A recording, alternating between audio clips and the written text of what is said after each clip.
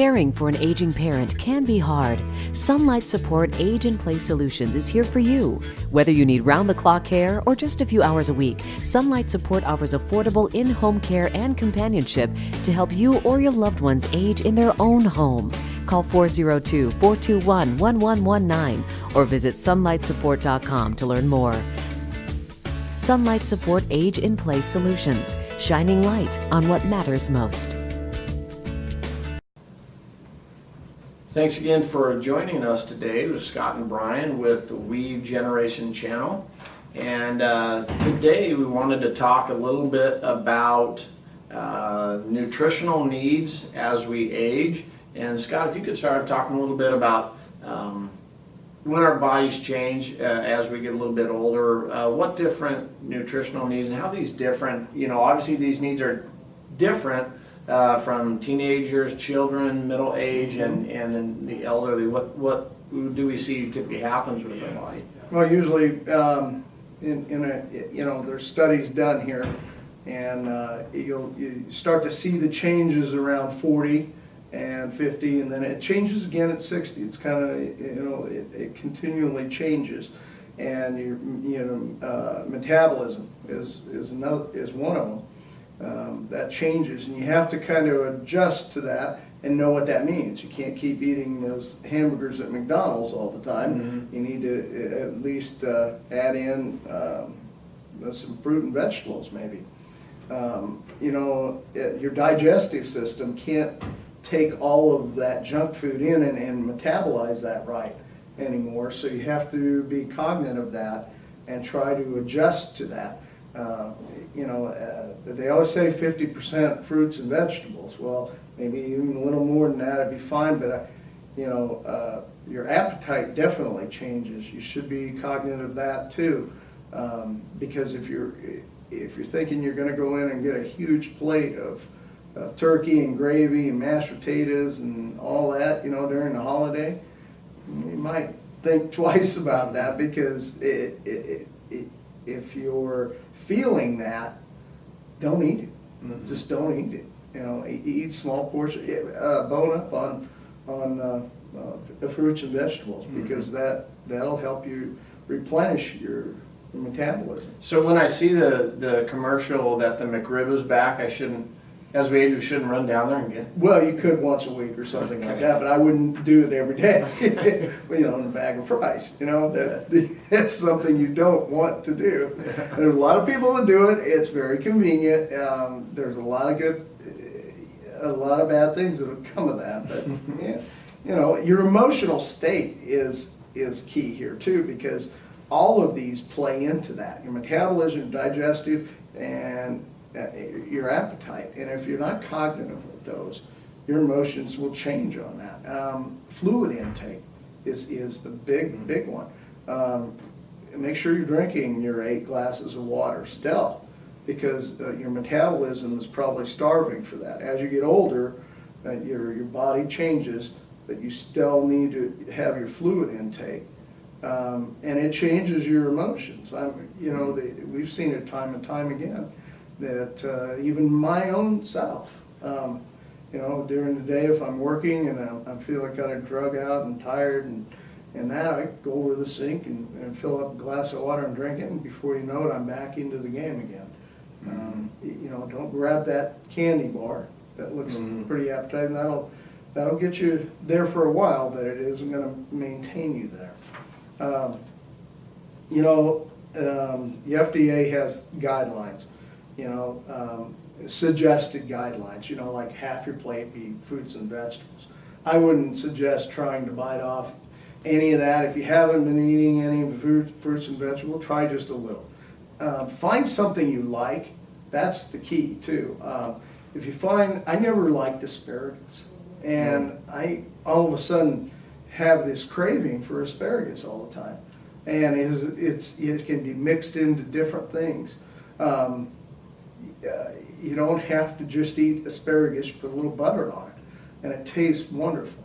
You might not like that. You try something else. Move on and try different stuff. That's just be open-minded to it.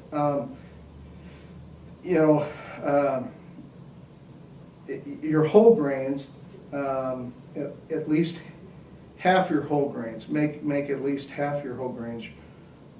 You know, that's a key because fiber plays a big part of your diet. You know, as you age, like we all know, fiber is our friend. I kind of joke around about it, but fiber's our friend, and those are the things that you should be at least cognizant of if your doctor hasn't made you aware of it. Not everybody has the same metabolism either, but you have to know that that's your friend. Enjoy your foods, but eat less. Now, this is one that I've experimented myself with.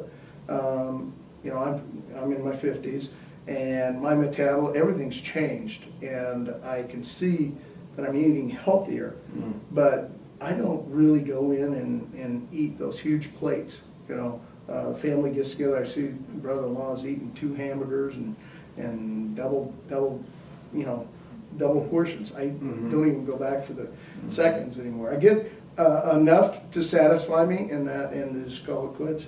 Then, you know, if you're gonna snack around the table, just grab some vegetables, you know, and so eating volume, you know, you look at the financial part of that, eating volume of unhealthy or unwise food choices versus eating smaller portions of more expensive good food for you. Yeah. Really net change is zero. Net change is zero. Yeah, you know, and it's better for you. And, you know, we're all going to live longer. We're all going to have to work longer. I think we've talked about that before. But you know, sodium. All I can say about that is be careful. You know, like the soups, breads, all those things. Even frozen meals have an immense amount of salt in them because you know they have to make it flavor taste right. And that's Diet Coke. The Coke products. I didn't realize how severe, how bad Coke is for you. It's extremely bad for you. If you have to drink it, wean yourself off of it. But you know, go treat yourself. You know, once a week, twice a week, go grab a 32 ounce and have fun. But make it a goal. You know, a treat for yourself. And before you know it, you'll realize you won't have that desire anymore for it.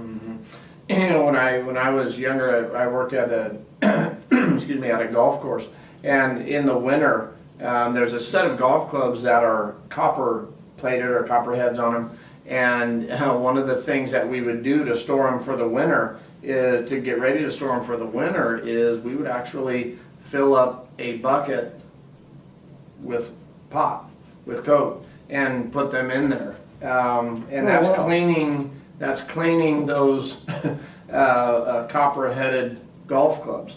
So maybe that's something to think about, to consider when you're considering drinking a pop or soda of some sort. We used to do that to clean golf clubs. Yeah, so probably not designed for your stomach. Yeah, you know, there's just overall, you know, lowering your intake and paying attention to what your body's telling you to do. You know, if you're looking at a diet, and this is one that I think you know a little bit about, is the DASH diet. Yeah, the DASH diet is another option.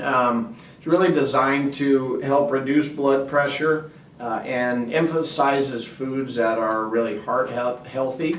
So some of the recommended serving sizes, as I read the DASH diet here, to think about grains. When you consume grains, think about serving size 7 to 8 ounces. Meat and beans, 6 ounces or less of chicken, meat, and fish, plus 4 to 5 servings of nuts, seeds, and or dried beans per week. Milk, 2 to 3 cups. That's probably a whole nother show that we could talk about there with regards to milk and the milk supply really in the nation right now. Vegetables, 2 to 2.5 cups. Fruit, 2 to 2.5 cups. And oils, any types of oils, about 2 teaspoons. So really when you look at this diet, again, it's everything in moderation. And look at the food supply, look at, read how it was maybe rendered if it's meat, and how it was raised, how this food was raised, and everything in moderation is really what we're talking about here. Everything, remember, making a healthy lifestyle is not about just jumping on the train and saying, that's it, no more of this and this. It's all about a gradual change. Every day, think about just a little bit of, oh yeah, I'll take some asparagus, or I'll take some broccoli, and instead of the fries, but just little changes along the way will make all the difference in the world. Yeah. There's an interesting food and or drink product that as one of the things, of course, on this channel that we talk about is how we're weaving the generations together. And have you ever thought about coffee and how the millennials and youngsters love coffee? The elderly folks love coffee. I know my parents and grandparents loved coffee, still love coffee, but they really use coffee in it seems to be completely opposite uses for it. Yeah. The older generations utilize coffee, drink coffee in more of a social setting. Youngsters today, they love coffee, and coffee shops are booming right now, obviously still. But they're really kind of drinking the coffee and opening up their laptops, doing work, and kind of hiding from the world. So on one side, it's a social aspect, and then on the other side, it's not really very social at all. So it's a common product, but it's really kind of used for typically for different things. And so maybe we can figure out a way to start this generational weaving within a coffee shop. Maybe might be one of the ways that we can. Maybe we'll have one of our broadcasts from a coffee shop. That would be see what we cool. can do. Yeah. All right, thanks, Scott. Thanks again for joining us today on the Weave Generation channel. Again, feel free to give us a call at 402-413-0221. Send us an email at weavegeneration@gmail.com. And we'd love to hear from you. We'd love to hear your feedback. And again, this on behalf of Scott and Brian, we're weaving the generational gap to further understand the roles that we play as a functional nation. Thanks a lot for joining us today.